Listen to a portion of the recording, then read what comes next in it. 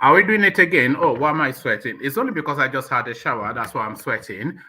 Yes, roll up, ladies and gentlemen. One man went to mow. Yes, we are doing it again. I am doing it again. Hope you are doing it with me.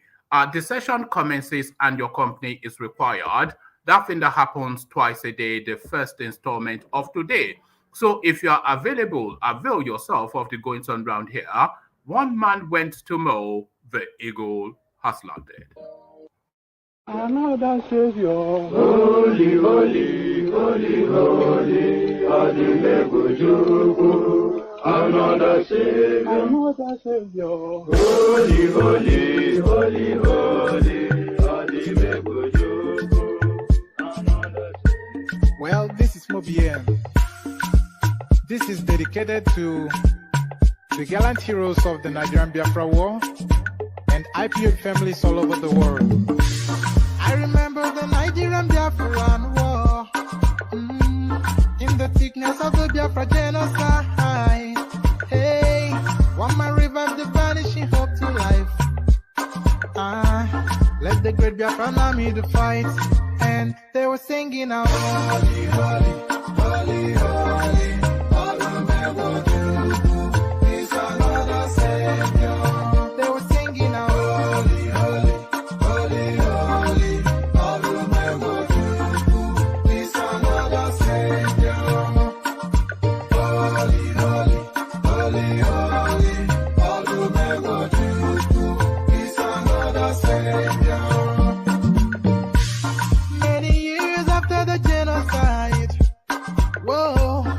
Another great leader has risen up now. Oh, and he's leading the Biafrans to victory. In your madika, yabika kokwanam no wow. Hey, anamekele maduche mefo.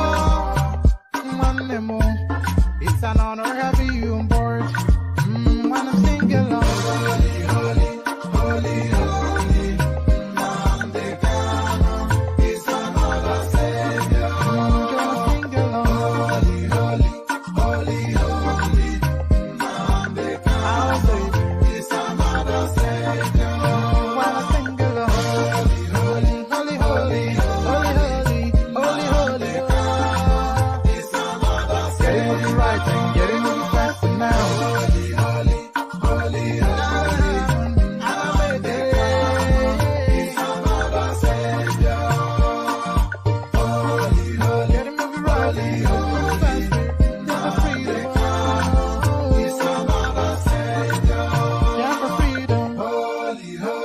Holy, holy, holy, holy. Is another Savior. Another Savior, holy, holy, holy, holy, Adimebujuku. Another Savior, holy, holy, holy, holy, Adimebujuku. Well, this is Mobien. This is dedicated to the gallant heroes of the Nigerian Biafra War and IPO families all over the world. I remember the Nigerian Biafran War, in the thickness of the Biafra genocide. Hey, one man revived the vanishing hope to life. Let the great Biafran army to fight, and they were singing out, holy, holy, holy, holy.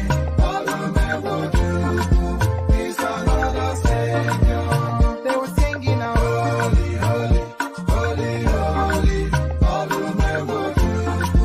is another Savior. Holy, holy, holy, holy, is another Savior. Many years after the genocide, whoa, yet another great leader has risen up now. Oh, and he's leading the Biafrans to victory. In your madika, yabika kokwanam no wow. Hey, anamekele maduche mefo. And there it is right there, the holy, holy song. we have to find another song to replace that because it's getting somewhat stayed and out of relevance. So that holy holy song, we have to find another. So if you have any recommendation of any copyright free music that is pertinent to the that rhymes with the style of the platform. So if you have any recommendations of any copyright free music that is relevant to the style of the fashion and what we do here, and then please send it to me via Instagram. So let me pop my Instagram link in the comment section actually, because yes, we would like to. I think that Nnamdi Kanu is another state savior now. It's getting somewhat passe. Its time seems to have somewhat waned. So any recommendations, send it to me via this Instagram link right there. So meanwhile, that's still what we have to go with. Holy, holy, as guys, I bring you this. Buhari replaces ex-ministers, sends nominees list to Senate. So it is quite pertinent. And when I read it out to you, the list of names, then what will strike you immediately is the bias in the list of names. Because the list of names that Buhari is sending as replacements to the ministers that have stepped down their portfolios, the list of names shows a bias in to a certain direction, to a particular region within the Nigerian political space. But what are you reading into that, or what should we read into that, is the question. Buhari replaces ex-ministers, sends nominees list to Senate. So we go to the list of names and we decide what we're making of it. So from that to this, Nigerians react as Tinubu reveals what he did to secure APC presidential ticket. So the mystery now, is it dollar bags? Is it a political strong arming? What exactly did he do to land this ticket? So we find out and we respond to it, of course. Whatever I did do, he certainly did it successfully. Nigerians react as Tinubu reveals what he did to secure APC presidential ticket. So what is in play there? We find out shortly. Sanusi denies endorsing Peter Obi. So we'll read this only to document it, but I'm not really going to have too much of a discussion around this because I want to try and be avoiding somewhat the Peter Obi space as much as is possible, because you cannot really seem to have a civil discourse around that particular topic at the moment. But we must document how that journey is progressing, and we document this as well. Sanusi denies endorsing Peter Obi. So there it is right there. It looks as though it's the debunking season for the Peter Obi narrative. So what's in play there? We'll find out shortly. Trouble, hold on. Trouble in APC as Adamu claims Lawan contested Yobe North senatorial primary. So here it is right there. This is what happens within the Nigerian space, of course. This guy, I don't know if they are going to now try to start forging documents to submit to the INEC space. It's the thing. Because this seems to now be a new development. They were persuading that guy to step down, Machina, and he was insisting that he will hold on to the mandate that he secured. But now suddenly they have now discovered that Lawan actually contested in that election, which hitherto he had not. So this is how things change within they'll just say anything, isn't it? And they'll just submit it. Their clansman is the man in charge of INEC. So he will just toe the tribal line, and that is it. And Ahmed Lawan returns to the Senate. Trouble in APC as Adamu claims Lawan contested Yobe North senatorial primary. And that is it. So I think you can actually sue the Nigerian space under the Trade Description Act to for the audacity of describing what they are practicing as democracy. It is any and many things. It's certainly not democracy. What is being practiced in Nigeria is not democracy. So I'll read this one as well because it's a story that I came across. I have actually read this one, which runs contrary to how I usually like to do things. I like to just read it with you guys so we get an on-the-moment response together.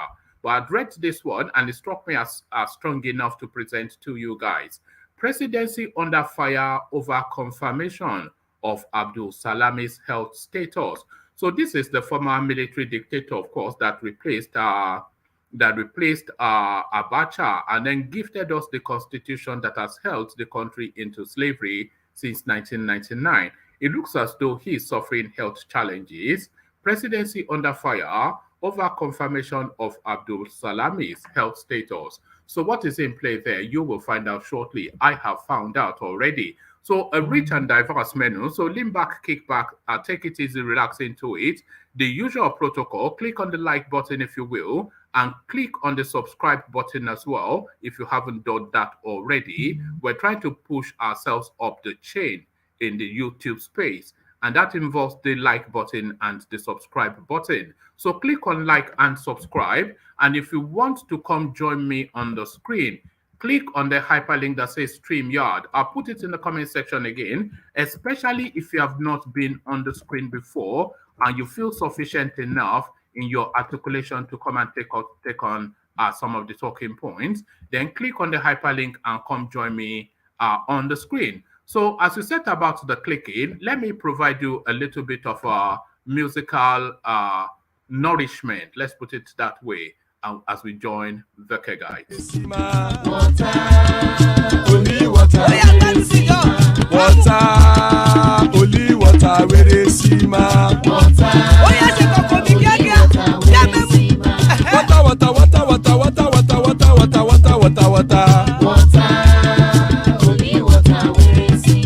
Hapa o naido.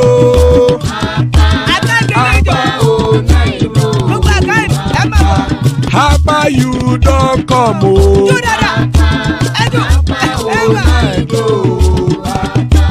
Hapa o naido.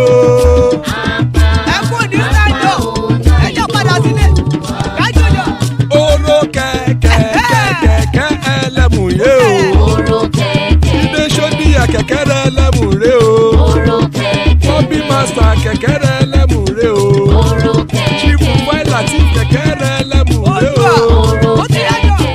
Eruku lẹ̀lẹ̀ ẹlẹ́mùdé. Eruku lẹ̀lẹ̀ ẹgbẹ́ ẹlẹ́mùdódò jàre o. Eruku lẹ̀lẹ̀ Ghana ti dé ẹgbẹ́ bọ́dì o. Ọmọ ẹlẹ́yẹ ẹyẹ o ó dìlé o. Odúyẹ̀lá ẹyẹ o ó dìlé o. Petrosoname ẹyẹ o ó dìlé o. Petrosodúnkẹ́ ẹyẹ rẹ̀ ó dìlé o. Ẹlẹ́kọ̀ ọ̀run mú ìní o.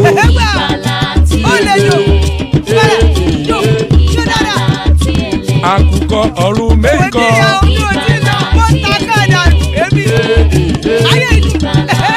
Ikú kò ní ríwà gbéṣe o.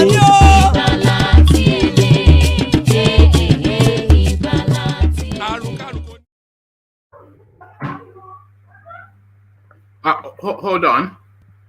Let me just play you another music. I have to attend to something just for a moment. Oyedu iPod, Omeriwo Nindizu, Oniroya, Abakare, Mama Dawora.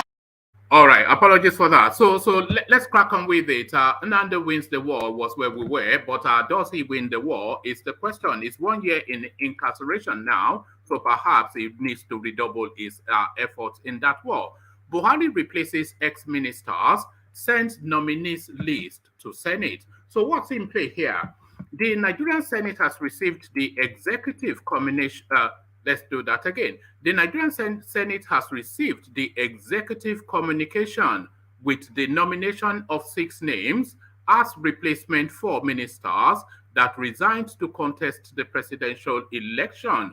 In a letter that was read by the Senate President, Dr. Ahmed Ibrahim Lawan, on Tuesday, President Mohamed Buhari said the nominees would replace the former ministers that resigned from his cabinet. The letter reads, in accordance with Section 8, subsection 2 of the Constitution of the Federal Republic of Nigeria as amended, I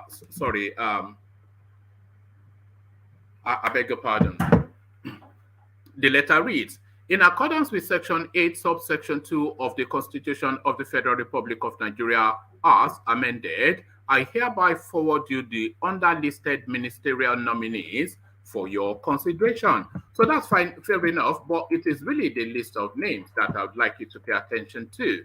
Henry Ikechukwu Iko from Abia State is number 1. Umana Okon Umana from Akwa Ibom is number 2. Egwema Kalma Joseph Nkama from Ebonyi is number 3. Goodluck Nana Opaya from Imo State is number 4. Umar Ibrahim El Yakub, of course, Amala is number from Kano State is number 5. Ademola Adewale Ademola Adewale Ade Goroye from Ondo State. So his number is that number 6, and the 7th one is Udom Odia from River State. So the weight, of course, there's a prejudice there in that list, but the prejudice not pointing in the direction that Malam Buhari is usually prejudiced. The prejudice pointing in the direction, especially of the southeast and sweeping up the south-south, but really a southeastern field. So I am not saying that, I am not accepting rather that it's either like for like or Buhari being nationalistic. I see very much the politics of 2023 in the reading of this list. So it's a reaching out to the southeastern part, sweeping up the south-south somewhat to try and bring them on board whatever sympathy that they can give towards the APC intentions for 2023. So I feel this. I feel as though this is very much politically loaded. That is my reading of it, because this prejudice is completely anathemic to what Buhari presents as a person. The direct opposite of who Buhari is how this reads. Henry Oko, Abia State. Umana Okon Umana, Akwa Ibom State. Igwe Makama Joseph Nkama, Ebonyi State. Goodluck Nana Opaya, Imo State. Umar El Yakubu, Kano State. Ademola Adegoroye, Ondo State. And Udom Odi from Rivers. So there it is right there. That is many things, but that is not a Buhari list. So what is in play there? What is your reading of that? Nigerians react as Tinubu reveals what he did to secure APC presidential ticket. So what did the looter of Lagos State do apart from spread money around, outside of spreading money around? The presidential flag bearer of All Progressives Congress, APC, Bola Tinubu, has caused a stir after disclosing that he resorted to prayers. All right. Okay, so that's where it's going. All right.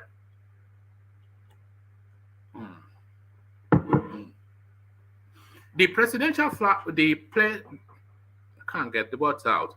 The presidential flag bearer of All Progressives Congress, APC, Bola Tinubu, has caused a stir after disclosing that he resorted to prayers in the battle to secure the APC ticket. The correspondence reports that the former governor and national leader Tinubu stated this during his visit to Oba of Lagos, Lawan Akiolu, on Sunday. Recalling the experience, Tinubu revealed his victory at the party's presidential primary did not come easy, as he fought very hard to clinch the ticket. So many things and everything you can say about Tinubu, but that I think we can all accept as a statement of fact. He fought tooth and nail for that ticket. Tooth and nail. Every muscle that he had, he expended for that ticket. According to Tinubu, there is no Lagos indigene that has had the opportunity to become president of Nigeria, despite the contribution of the state to national stability and progress. The highest position attained by any Lagosian in national leadership is the position of Chief Judge of the Federation. I took up the fight to break this jinx. The battle to secure the APC ticket was hard.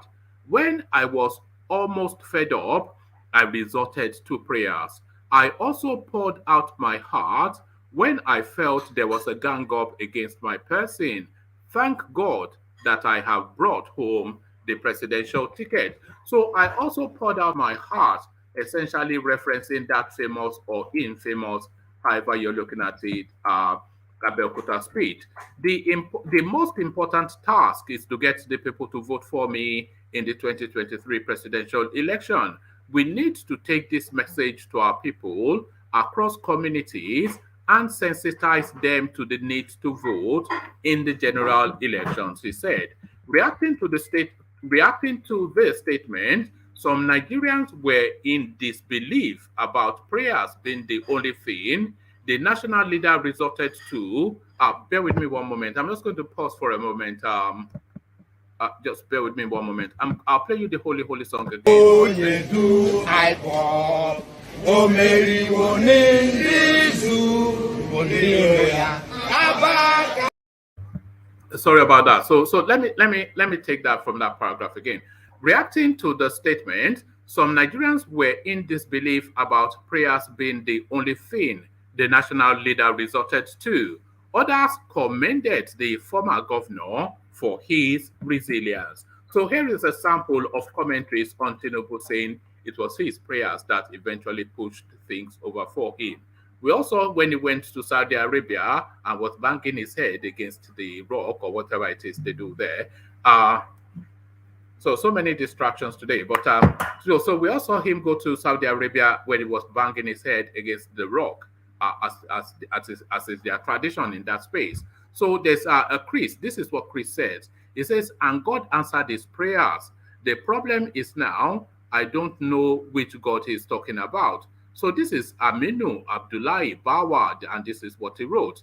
You can't pay $25,000 to delegates and expect to fail. So that, of course, an inducement. They say prayer without effort is futile. So the prayers lubricated by $25,000 is what Aminu is essentially saying.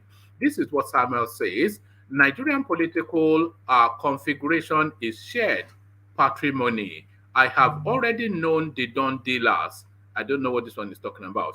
Tinubu is just trying to be modest. He will surely win 2023 presidential election. Mind you that Buhari is not Jonathan, who chickened out when the pressure was too much for him to bear. So I don't know what he's talking about, but I do know what he's talking about. So he's saying essentially fait accompli, even before the elections, that Buhari essentially will just rig Tinubu in, unlike Goodluck Jonathan, who buckled instead of to return himself. So here is Musa. He says, are you sure it is prayers that got you the presidential ticket? We need a better confession. Well, you don't really need a confession if you have been following the news, Musa, because everybody knows that that prayer was the John the Baptist, the forerunner to that prayer was $25,000. So $25,000 per person was the lubricant for that prayer. Finara Solomon is the next commentator. You succeed with prayers by God's grace, but make Lagos commercial nerve and extension of the federal territory. We are proud of you. So that's somewhat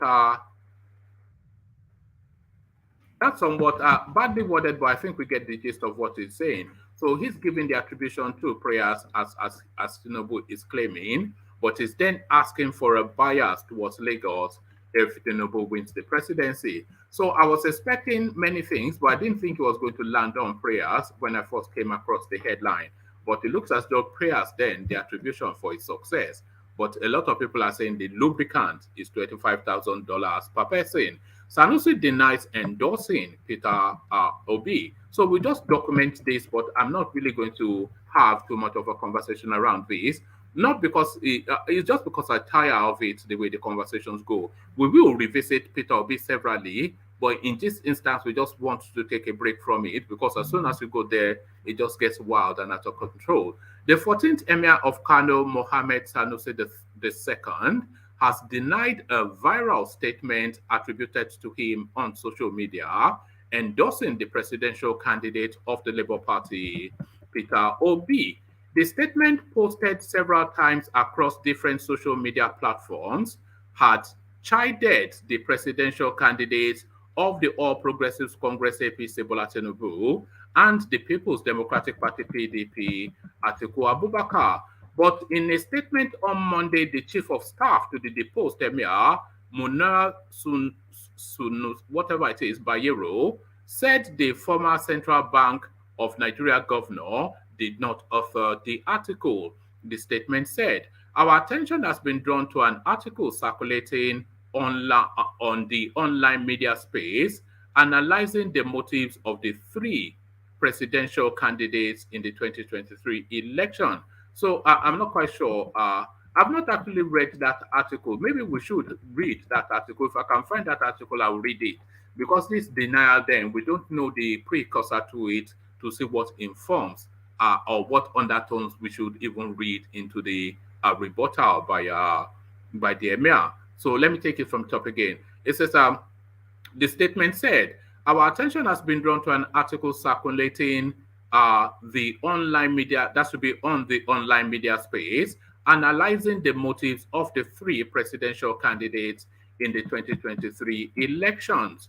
We would like to emphatically state that this was not authored by His Highness Khalifa Mohammed Sanusi II, as is being widely attributed. So Bayero is the name of its spokesperson. Bayero further clarified that the former CBN governor did not bear Sanusi Lamido Sanusi any longer. The statement added, consequently, given the need to set the records straight, we hereby state for the benefit of those unaware that the Khalifa is not officially referred to as Sanusi Lamido Sanusi, but as H.H. Mohammed Sanusi II. We also take this opportunity to encourage readers to scrutinize the information they find online to identify false and misleading information purported to come from eminent personalities and thought leaders. Whilst we restate that we have no affiliation to the article itself in any way, we staunchly continue to place our faith and trust in Allah to continue guiding His Highness as an elder statesman in his socio-economic advocacy for all Nigerians, Africans, and humanity in general. So there it is right there. So this is strike two now in 2 days succession. So we had just yesterday, what's it called? The governor of Anambra State debunking a story that went equally viral that Peter Obi abracadabra some 20 million investment to 100 million. And this was a claim that was attributed to Charles Soludo. This went viral and it's been regurgitated and recycled and mantra chanted all over social media. So for 2 weeks, this was running as a space and as an attribution, as an attribute that again enhances the profile of Peter Obi. And finally, then yesterday, it was debunked by the state governor. So this again, another instance of an endorsement by you see. I don't think people understand the weight of some of the peoples that are contending when they are referring to Sanusi. So where is it again? When they are referring to Sanusi rather as His Highness Khalifa Mohammed Sanusi II. You see this Khalifa that is being referred to as an appellation, as an attribution to Lamido Sanusi. This Khalifa is actually a position that he attained after he was deposed as the emir of Kano. This Khalifa attribution is a religious leaning sort of I don't want to say kingship, but it's a religious leaning sort of title that sweeps close to about 30-40 million people under his authority and crosses across the West African sub-region in that Sahel space. So this is even a more senior authority than the Emir of Kano, that Khalifa title that Mohammed Sanusi now straddles. So this is a very, very senior person within his own culture. And these people, of course, they know nothing about this. And he has transmuted, even in personage, from who he was into this now religious entity. But they're still saying that this is just the thing. But that is the thing, though. I hope that our caution is being advised to that space because it's somewhat starting to internally implode. But that's all I'll say about that space. We move on swiftly. Trouble in the APC as Adamu claims Lawan contested Yobe North senatorial primary. So here it is, another Fulani yam yam. Um, the national chairman of the All Progressives Congress APC, Senator Abdullahi Adamu, has claimed that Senate President Ahmed Lawan participated in the Yobe North senatorial primary. Recall that it was reported that Lawan had secretly purchased the senatorial nomination forms days after buying the party's presidential nomination and expression of interest forms. The Senate president also participated in the presidential primaries of the ruling party and lost the election to former governor of Lagos State, Bola Ahmed Tinubu. However, there has been controversy over the Yobe North senatorial ticket following the emergence of Bashir Mashina as the winner of the APC ticket. Mashina had insisted he remains the candidate for the senatorial district and threatened to approach the court to stop APC from submitting Lawan's name to INEC. Speaking with State House correspondents on Monday, Adamu stated that the Senate president participated in the senatorial election within the timeline. When asked how Lawan emerged as the party's senatorial candidate, Adamu said, "Don't get yourself in the court of law. Is it that you were told? Don't get yourself in the court of law. Is it that you were told of they are saying it? Or is I don't know what that means, so but that's in quotation marks. It says, is it that you were told, or they are saying it? It should read, or they are saying it. I don't have time for negativities. I don't just have the time for that. If you face me with positives, I have time for all of that. I will stand here and answer all your questions. I cannot respond to every speculation, particularly when they are negative, especially when they are by mischief makers. Is there any law that says when you contest an election and lost, you shouldn't contest another one? Go and find out from the person who is responsible for organizing the primary. I have done my bit. I do know in my honor that he did participate within the timeline. So there it is right there.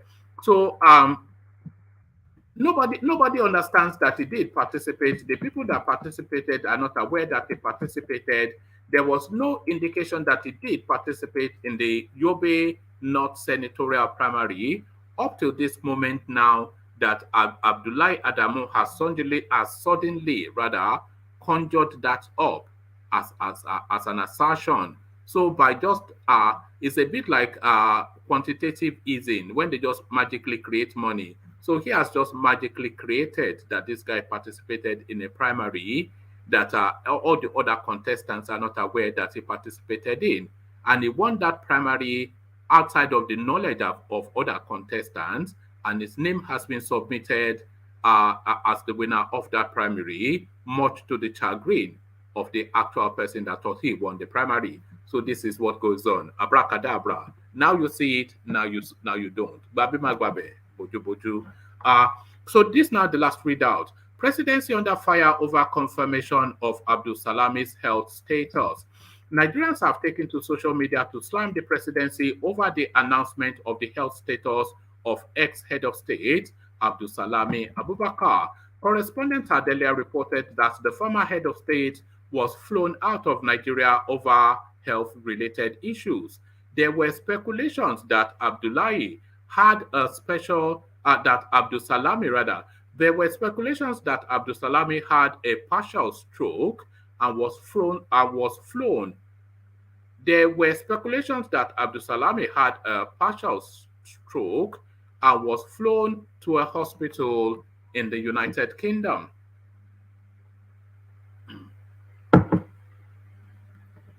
However, presidential spokesman Garba Shehu has confirmed that the former Nigerian leader is sick and is currently in London. The presidential aide further stated that he is out of the hospital in London and in a private apartment, adding that there was no cause for alarm. In a tweet via his verified Twitter handle on Monday, Shehu added that the former head of state is his jovial self and is also concerned about the developments back in Nigeria. Following the development, some Nigerians took to social media to react to the health status of the former head of state and the challenges facing the Nigerian health sector. So this is Dr. Kamal Ayo, and this is what he says. Alhamdulillah, wishing him a quick and full recovery. I, I pray I pray at Nigeria Gov has a change of orientation and invest in our health infrastructure back home. This is Mazi Chibuzo, and this is what he wrote. How much will it even cost the federal government to build just 6 international standard hospitals in the 6 geopolitical zones? How much? You guys keep making governance look like rocket science. So thank you, Chibuzo, for that. This is a thought that I've always had too.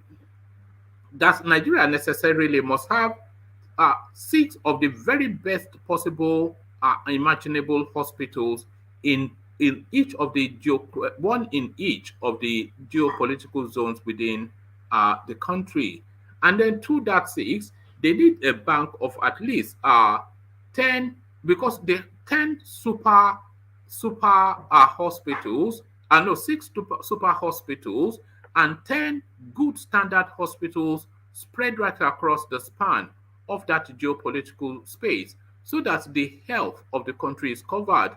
It's just so embarrassing that Tinubu is off to London to go and get his injection, off to America for an operation.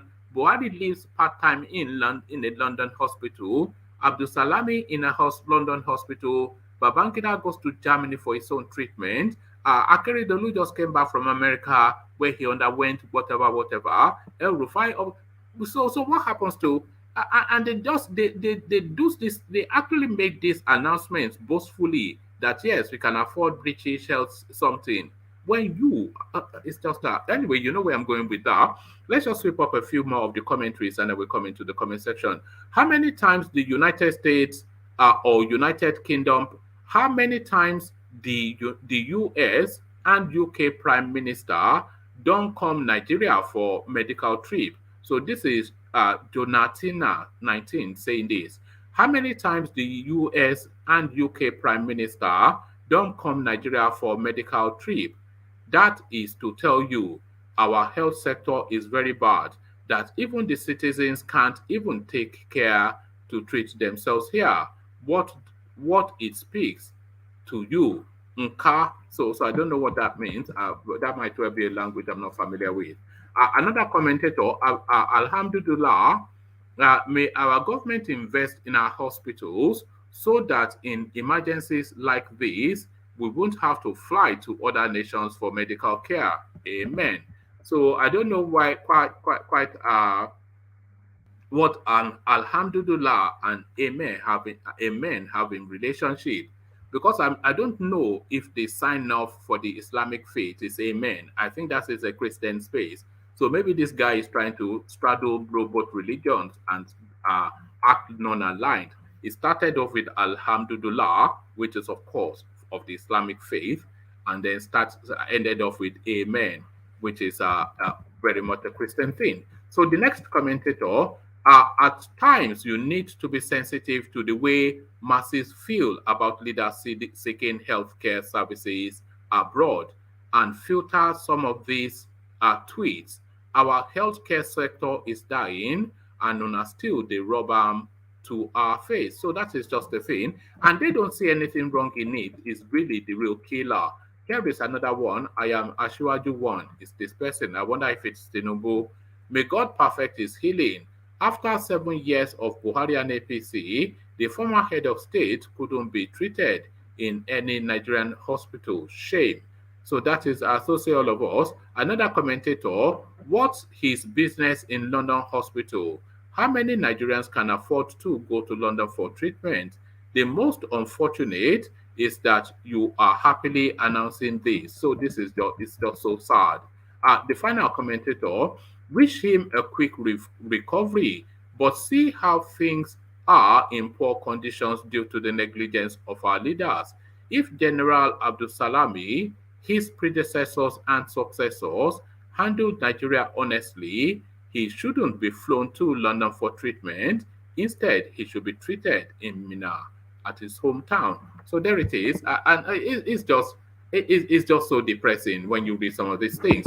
But there it is right there, and here they are right here. The commentators, Ajanle Koko, I see you.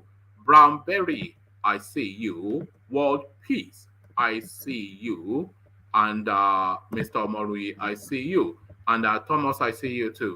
So good to have you, gentlemen. So let me kick it off with you, Brownberry, because we've not heard from you in a good while. But really, a travesty.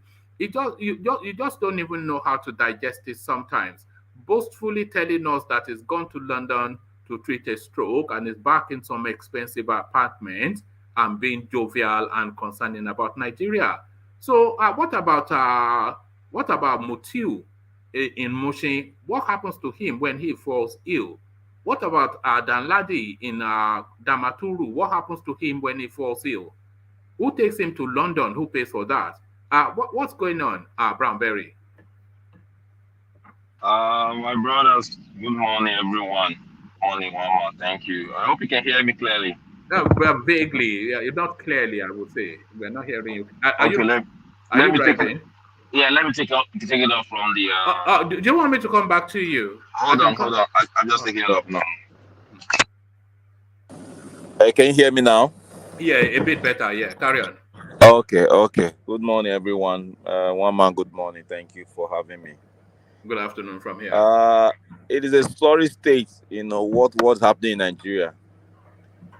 Because Nigeria is just too rich. Nigeria is just too, all this situation of saying Nigeria is poor. Nigeria is not poor at all. Nigeria is not poor. Because if you look at the money that they have embezzled, the money that have been stolen, that tells that Nigeria is very rich. Someone just stole 90 billion. We know what what the local government chairmen are stealing.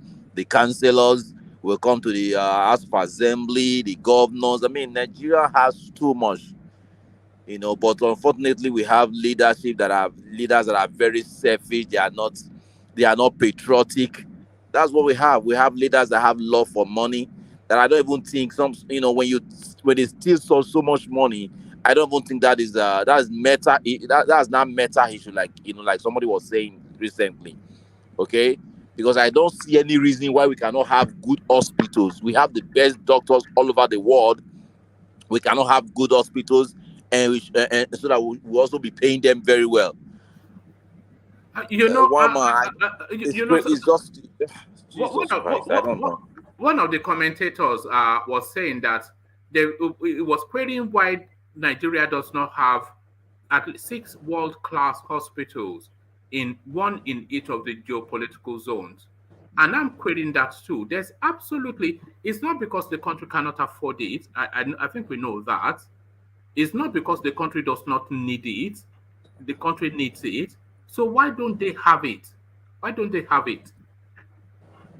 That is the greediness that we are talking about. It's the greediness. And so sometimes I don't know how these wives and the husbands and the children of these politicians, how they are able to live, how they are able to go around without their head, without putting their head on, in the sand, their head in shame. I don't know, because Nigeria can afford to have world-class hospitals in all our local governments.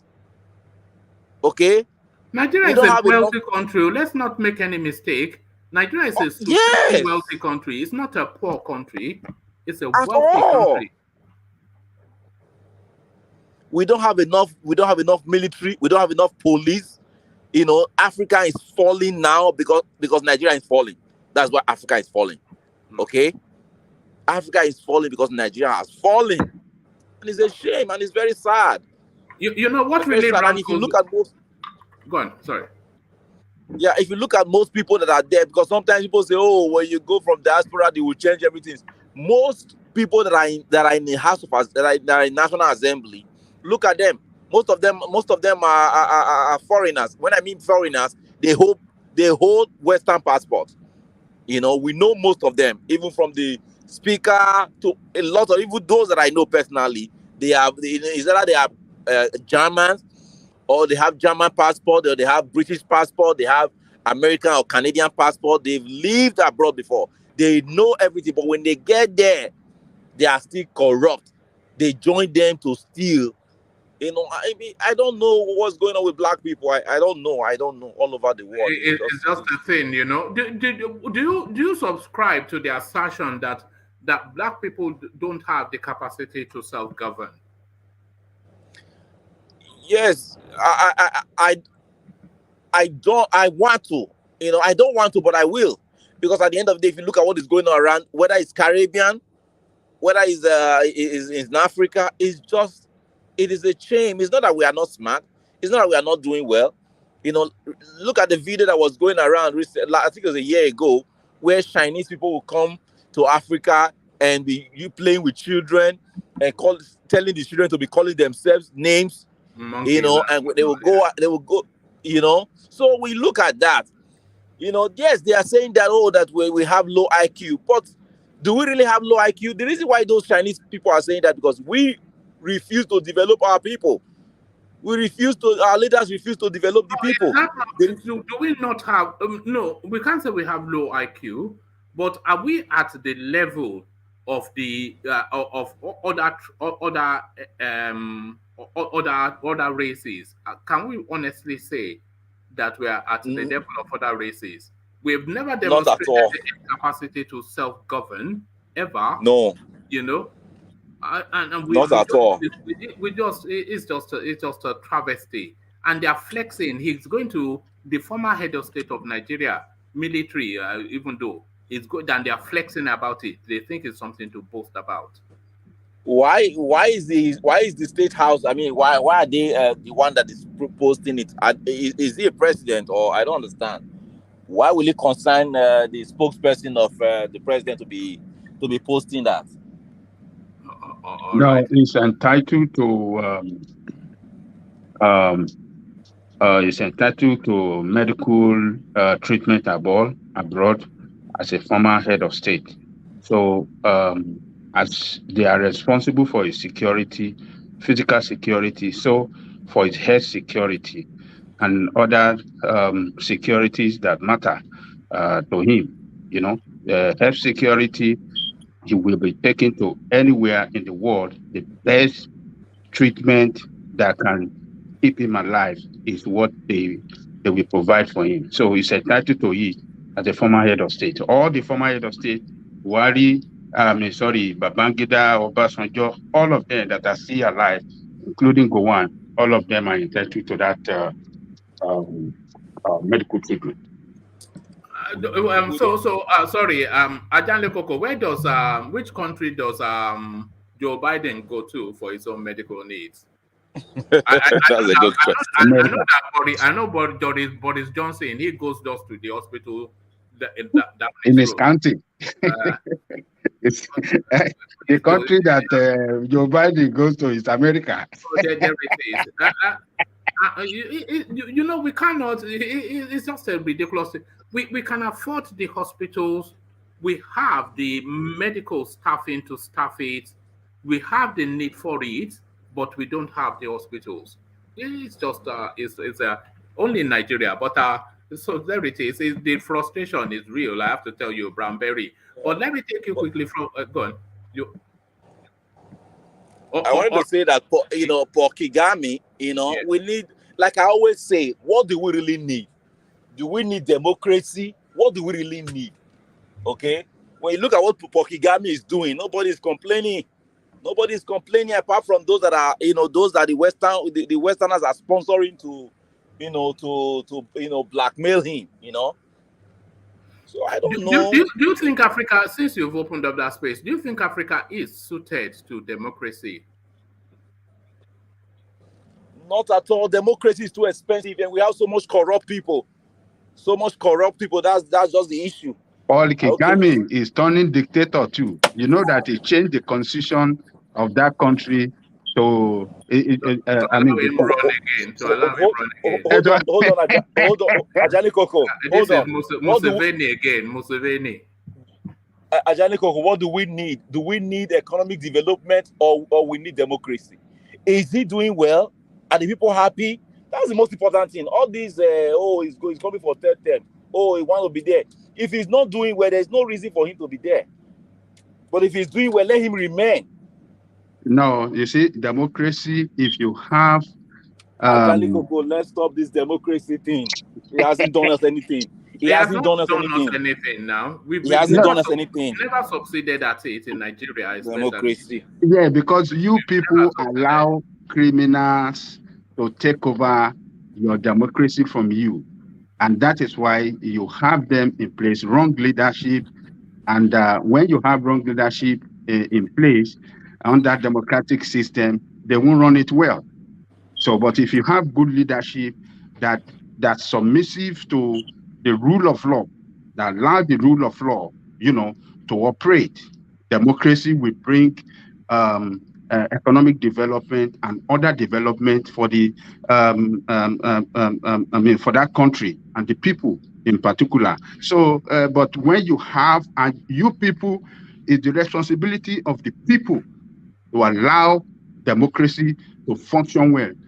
Every leader, no matter where you see them, every human being in any part of the world, you see, they were selfish. But you have a system, but when you have a good constitution that works, constitution that is good for everybody, and leadership allow it to work well, you will democracy form of government is the best. But we don't have it. Look at our constitution. Does your constitution you have in that country, is it the right constitution for you? It's a fraudulent constitution. That's why your democracy is not working well for you people. I think what we need is a benevolent dictator, not democracy. A benevolent dictator is maybe not the totality of Africa, but Nigeria certainly. Nigeria is not ready for democracy. Forget it. It's not ready. It is dictatorship. You don't want dictatorship at all. No, dictatorship is not good. You want good constitution and the right leadership in place, that whenever they lose this election, they can surrender and allow a new person to come in. That's the way. All right. Branberry, you add on to that, and then I just want to say that what we really need is a patriotic government. That's what I always call the Chinese government, just a patriotic government. Everything is China first. Everything is Chinese first. Building the people, making sure the people become wealthy, making sure that the infrastructures are top notch. Okay, when you look at what they are doing in China, I mean, even America they have to bow when you look at the railway. I mean, the rail line and everything. So it's not that we cannot do it. We can do it. Copy and paste. That's how China started. Copy and paste. Okay. So I don't know. It's just sickening. I don't know. All right. Let me take you to another conversational space, Brownberry. And really, the magic continues. It's still democracy, but Nigerian style, of course, Fulani style. Trouble in APC as Adamu claims Lawan contested Yobe North senatorial primary. So this is certainly news to me, and almost more importantly, news to Bashir Mashani or Mashina, who won that senatorial ticket duly, having not contested against Lawan. But suddenly now, just by pronouncement, Lawan was in the race after all and won. So what do you make of this? It's just the most bizarre. This guy, the APC chairman, Abdullahi Adamu, and alone, it's an entity. We've never seen it like this before. The power tussle has already begun, between Adamu and Tinubu. The part also already began. Okay, so that it started right from that day of primaries, because Tinubu is trying to make sure that Lawan doesn't come back. Okay, so that is where this thing is going to be. They are going to fight to the finish, because at the end of the day, INEC has to come out as well. INEC has to come out. INEC was there that day. They observed it. They have to come out and tell us who was the winner, who was there, and who was on the ballot. Because all these situations where where the state chairman will just come and bring out any name. Okay, so that was why INEC was there. They went there to how they call it, to inspect, to monitor, yes, to monitor. So they were there. They know the name of the person that won the APC primary senatorial election. So they have to come out and tell us. If it was a selection process, then what was the purpose of the whole exercise? If you could just randomly select as you will, then they did not. It's just it makes a farce of the whole. Yes. So on that one is a fight. That if Bola Tinubu wins, I know if Bola Tinubu wins, I don't think Adamu is going to spend 6 months there. They are just going to kick him out because it's been a nuisance. Do you think they should kick him now sooner rather than later? Because this is strike 2. They should kick him. They should kick him out. It's going to cost them the election if they don't kick him out soon. No. They kick him out soon. It might cost them the election. They should leave him after the election. If they wins, they will kick him out. And look at what is going on in PDP. Sherman said that if Atiku wins, if anybody from the north wins, he's going to leave, and nobody's talking about that. And the Sherman is still there. I don't know what's going on in Nigeria. He said he's going to leave, and the Sherman will come to the south. What's still going on? The Sherman is still there, and these people from the north, they are taking us for a ride, man. Doing whatever they like. All right, but I think because that Adamu Abdullahi, it strikes me especially as an extremist, and his extremism is about tribe and religion. Oh yes, I think he's happy to throw Tinubu under the bus to have a yeah. He said it. He said it when they were having the fight with Jonathan. He said when it gets to them, they are going to keep it forever. So they know what they are doing. Even they are all even Buhari, they are all working for Atiku as far as I'm concerned. They are all working for Atiku. Yes. A lot of people feel that, but we'll see how that play out. But if they do that, then I don't think the South will wear it easily. And with the Senate president not coming out, with all of these shenanigans going on, to come out and assert the authority of his position and the integrity of INEC, because that story has been in play now for going on 3-4 days, going on a week, that they uploaded a name that is not the name that won the thing, and he's not taking a position. And INEC is not coming out to say, no, this man wasn't there, this man was there. INEC, they are just controlling INEC. Can I interject? Sorry. Yeah, go on. I thought they issued the guy certificate of return. The guy that won APC. The Bashir something. Yeah. INEC already issued him certificate of this thing, whatever the certificate they issued them when you win. Mm-hmm. Yeah. So now I don't understand. If the guy participated and he won the election, the primaries, and INEC issued certificate of return, now then INEC has spoken. Hold on, now they said they submitted Lawan's name. So who they submitted to? So they're not going to have one name in one. They uploaded it onto the INEC portal because that's what INEC requested. That by Friday, by the 17th, all names that are going to be contesting the elections must be uploaded onto the INEC portal. And then they left this guy's name out and uploaded Ahmed Lawan instead. Anyway, they're going to give that position to PDP or any position in that state, because INEC can strike them out of that election. Yeah. Oh yes. People from one constituency. It's going to be difficult. 2 names. Well, it's unbelievable. But Ajale Koko, you wanted to come in? I think INEC spoken earlier. I don't know if you remember one man, like 2 days ago, you read it out here that INEC said that whoever does not participate in primary, names to not be submitted to them. I don't know if you remember. I remember. You read it out here. All And right. it spoke like 3 days ago. Yeah. All right. Yeah. But you know, if INEC strikes Ahmed Lawan's name out, and the deadline for uploading names was the 17th, they cannot then substitute it with Bashir. So that means they won't have a candidate in that senatorial seat, APC, because the time would have lapsed for them to submit a name. One man. Yes, Mr. Murray. Can I interject briefly? Yeah, carry on. Yeah, it's not the duty of INEC to dabble unnecessarily into the internal runnings of parties. That one is crystal clear in our constitution. Right. But the gentleman has two options. Either he waits quietly for Lawan to go with their Lawan and their so-called chairman to go on with their current shenanigans, come on later to reclaim his position through the court, or he fights the battle right now.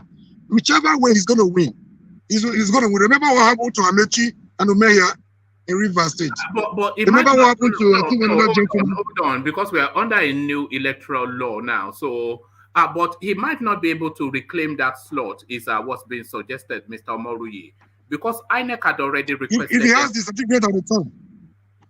But if he has the certificate of return. No, his name was not uploaded. So INEC cannot make provision. It doesn't matter. It doesn't matter. It doesn't matter. It doesn't matter. So long as he has the certificate of return from INEC and he duly contested the primaries while Lawan was struggling for his presidential race. Don't go too far. What was the purpose of the deadline set by INEC if it doesn't matter? For candidates to emerge. It is also possible for the party to feature the wrong candidates. So they can say whatever name they have there, do their shenanigans and go on. The man will always reclaim his victory from the court. That is my position. All right, but there's No, hold on. We don't want to make it. Just let's stay steady with it. That is your position, but what is being suggested is that INEC requested that everybody must submit the names of their candidates that are contesting every elective post by Friday the 17th via uploading it onto the INEC portal.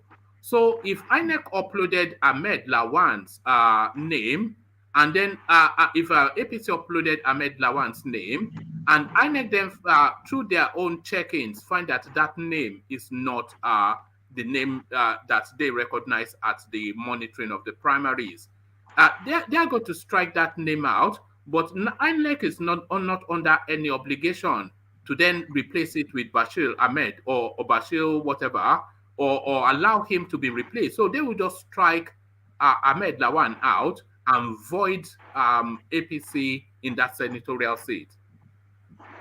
Yeah, INEC might not have the authority to do that. That's what I'm saying. That's where the legal angle comes in, the legal perspective comes in. So right. If INEC is duty bound to accept the chairman, the candidate's name from the chairman of the party, which they have done right now, INEC may want to turn a blind eye to what is happening. Why the gentleman goes to court? At the end of the day. No, why does INEC monitor the primaries? The Supreme. Is it the first time they are doing it? Is it not they do every time? Oh, okay, so if they monitor, and why do they issue certificate of returns? Have you not seen a parallel? Have you not witnessed parallel primaries in Edo as I speak to you right now? In PDP, what they had all across Edo for their senatorial, House of Rep, and the House of Assembly, we are all parallel primaries. So, this one will claim I have INEC monitor my primaries. The other one will claim same thing. So, that is where the court comes in at the end of the day to clarify these legal intricacies. Mr. Murray, to add to what you just said about that, just add to what you said that Edo. Yeah, same thing is going on in Edo State. That in Edo State, the Obaseki fraction, the National Working Committee and the state chairman, according to the new electoral law, must be monitored must be organized at the National Working Committee and state party, which monitored opposition fraction. Now, within Yama fraction, he now had Jack Isaac arrange his own delegate to do his own primary. We're struggling to hear you somewhat. Can you get carry on? Let's see what we make of it. Carry on. Okay, so now when they got the date of primary, there was a court that primary for between Vicky and Vicky. There was a court injunction to stop opposition fraction. So if opposition have allowed Vicky to delegate to vote, it will go against the court injunction. That will affect election primaries. Then if it doesn't, that gives validation to Ogbede Yama delegate. So that's the problem they have right now in those states. Oh, all right. Oh, all right, brilliant. So let's get back to Brownberry. Brownberry, round off that space, and then I want to move the conversation out to Thomas for reasons of time. So Brownberry, back to you. I want to. Which other topic do you have? I don't. I think you've already. All right. Let me move the conversation on to Thomas, and then if we still have time at the end, you can interject, of course, if you have to insert something into the conversation. But let's go on to Thomas Brownberry for reasons of time.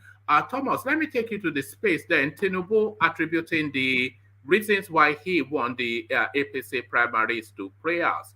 He had given up, he said, but he resorted to prayers, and prayers came through for him.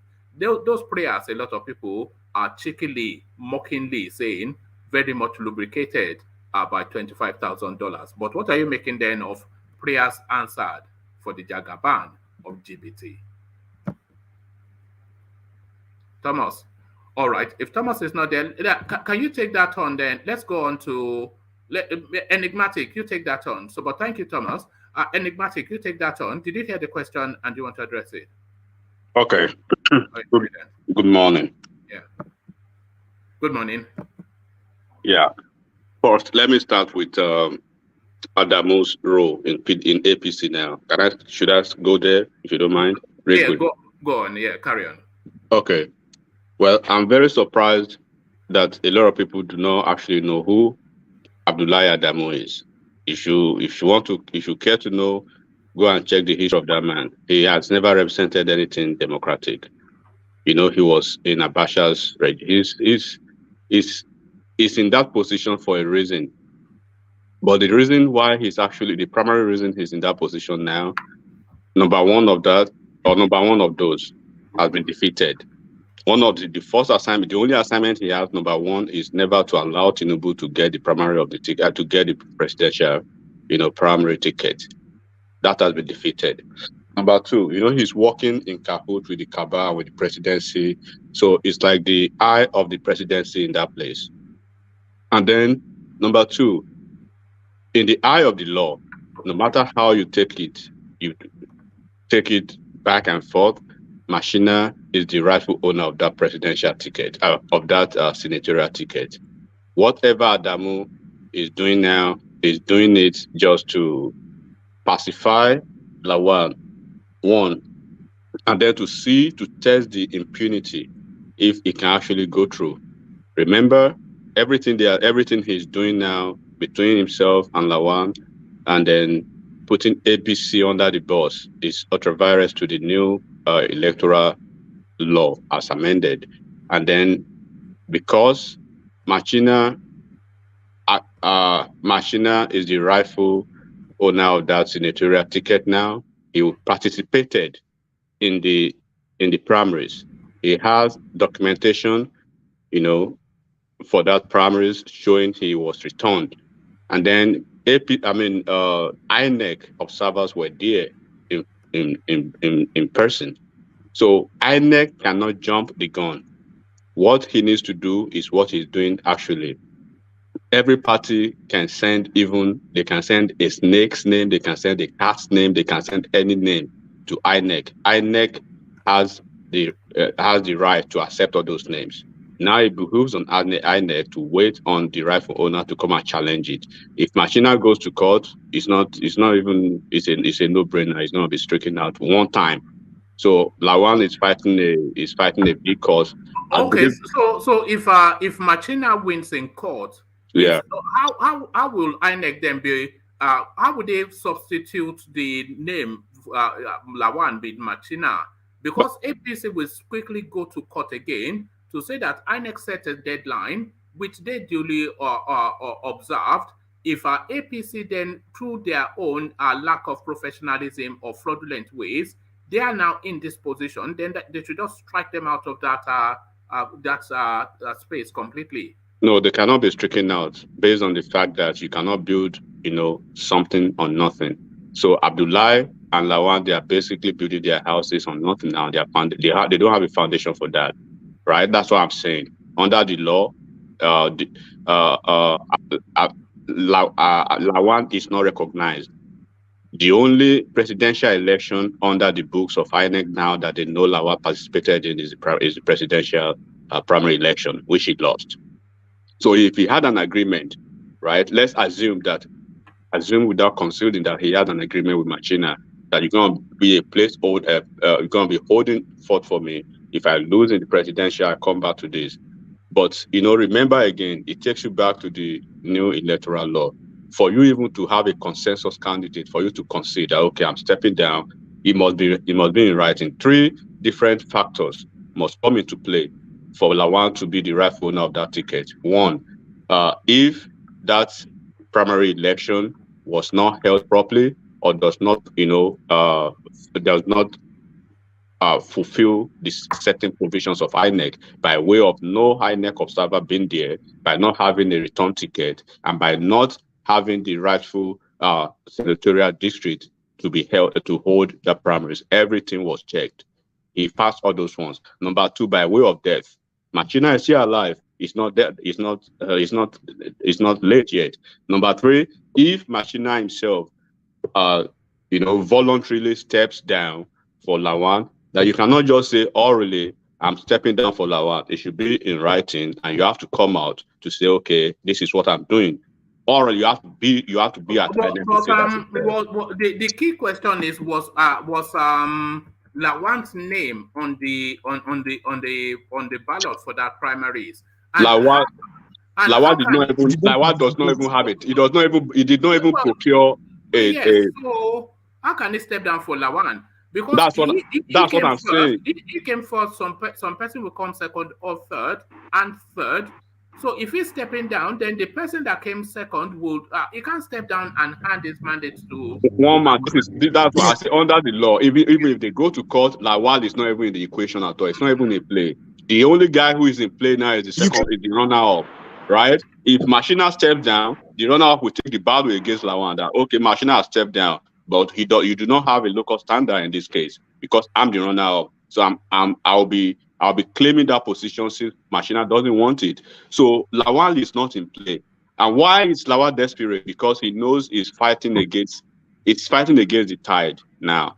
Look, there was I don't know if you guys can see one interview that was granted to one APC guy yesterday. I've been hearing this for a long time. Lawan cannot win, an election by himself within that senatorial district. He doesn't go back home.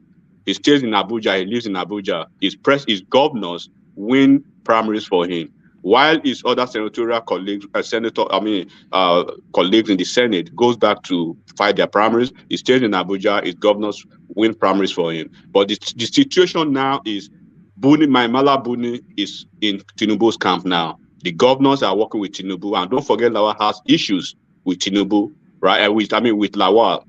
Then Adamu is on Lawan's team. So when you have problem with the APC governors, and they control the structures in the state, they will frustrate you. So Lawan is the poster boy. Machina is the poster boy for the team that Lawan and Adamu is fighting against. Now it becomes who blinks first. At the end of the day, Lawan will not return to the Senate if Machina, under that clause, if Machina does not chicken out, right? If he Do chicken out, you think he can withstand the pressure, Martina? Because he was somewhat, the last interview that I saw, he was quivering at the lips somewhat. It looked as though the weight of the pressure. you should know the pressure that is against him, bro. You know Lawa. You know Lawa is. Do you know Lawa is almost? It's almost APC's presidential flag bearer. Do you know Lawa is the consensus candidate of the Kaaba and the presidency? So it's like he's fighting against who he is supposed to have been the APC presidential flag bearer now. So he's fighting against against Buhari. He's fighting against them, Mama Dauran, and all those establishments in APC. So he's fighting a big cause. So why he's still there now is because he has some other people behind him, like Jagaban. Because Lawan is if somebody said Adamu should be kicked out under the normal political arrangement, they will not kick out Lawan now, Adamu now, because election is close by. They need the whole house in full force to go into the war. But I can bet you, right, the first assignment that APC, the first assignment they will actually come out with is when they win the election is get out of the way first, because the governor doesn't like him. Remember, Lawan shot himself in the foot and he played even against his fellow colleagues in the National Assembly. Did you see the turnout of the losses in the legislative primaries? More than half of the red chambers are not coming back. More than 100 in the green chambers are not coming back because of Lawan. Because Lawan was orchestrating some deal, with the executive by shooting them in the feet, that you cannot even be a delegate. What are you making of the suggestion that this guy is actually is covertly working for Atiku? Because, like you say, it's a fundamentalist and an extremist, and he has no view outside of tribe and religion. So I don't think the thought of a Tinubu presidency is what something that Abdullahi Adamu can bear, but the thought of Atiku, he will stomach. So do you think it's actually an Atiku secret agent? Look, Adamu, until recently, he was a two-term governor under PDP. He was a minister under PDP. He was everything under PDP until he came to APC, right? And there's a reason why Buhari made him a consensus candidate for the APC national chairman position. So if he's working with Atiku, I don't doubt that. But this fight is now bigger than even Adamu. Why do you think there are things we cannot say for classified reasons? Why do you think Atiku is back in Dubai now? Look, there's one thing that is very clear in this election, and I said it earlier before. Buhari may not like Tinubu, but he has no choice now. The Kabas may not like Tinubu, but they have no choice now. The only way they could have played Tinubu out. So why is Atiku back in Dubai then? What are you reading into that? He lives in Dubai, so the election, the PDP is having issues. PDP is imploding, right? And then what they accused Atiku of the last time, that immediately after he lost the election, he jettisoned the party, he moved out. It was Wike and a couple of folks, that held the party together. Now he's seen some other things. These people have covert intel about even what will come out of a certain election. The election is not here yet, but already some of them already knows the result of the election. No matter what they play, no matter the game, they already know APC we have the national. Yes. Ajale Koko, please let me land. I won't stay too long. 8 months of the election, they already know the result of the election. Ajale Koko, we all know how Nigeria election. We all know how the system plays in Nigeria. We may not say, okay, this is gonna be the result, but some certain results, some certain elections are just mere formality. They are just mere. Buhari is not Jonathan. Buhari is not going to be an incumbent president. He may not speak, he may not do much, but he's not going to be an incumbent president that his party will lose while he's in office. And they know what awaits them. Look at what is happening in Delta State today now. Are you aware Okowa had to call Orubebe directly? Orubebe has left PDP, and a lot of people are leaving. I told you the other day that Ibori is working covertly with Omagege. And don't forget the fact that in PDP Southeast, Abaribe left. You know the weight of Abaribe in PDP. Ekremadu is here, not there, in PDP. So a lot of people are looking at their political, future, and Atiku coming back from nowhere to snatch that ticket again from them has a lot of problems with APC now, with PDP now, because a lot of people feel slighted about that. Like you were the reason why PDP lost the last time, because you pulled out a lot of heavyweights. You came back from nowhere, you snatched your ticket. Then you come back again from nowhere, you snatch the ticket all over again. So this is not going to go down. And like I said, most of these politicians, we may be having. Do you believe that Atiku lost the last election? You think he lost? You think Atiku lost or was rigged? No. Do we really have elections in Nigeria? Well, no. I'm just asking a question. No, I'm asking a question. Do you said it here before. That he lost or rigged the election? I've said it here. You guys underrate Buhari. Everybody knows Atiku flogged Buhari in that election. Okay, that's what I'm trying to say. You kept saying you are saying that he lost. The people were mad. The party were mad with him, and I'm just trying to let you know he didn't lose. It was rigged. Okay, but who is the president? Clear. That's what it is. But the thing is, what I'm trying to tell you, like, this guy left 4 years prior to that. Are you saying they're going to rig it again in favor of Tinubu? Is that what you are saying? They might not, though, because people feel they've promised Atiku to return his mandate in 2023. Well, let's see how it goes. But from what I know, right? From what I know, there are so many things going on behind the scene now, and there's a little way you can even make some certain deals, because things are crossing. I's are being dotted now, and T's have been crossed. Okay, I know it's 8 months before the election, but I remember a certain election in my state because my dad is one of those people. So when the election was almost a year to that time, right? The governor already knew how it's going to pan out. They already know what's going to happen. They already know what PDP is bringing to the floor.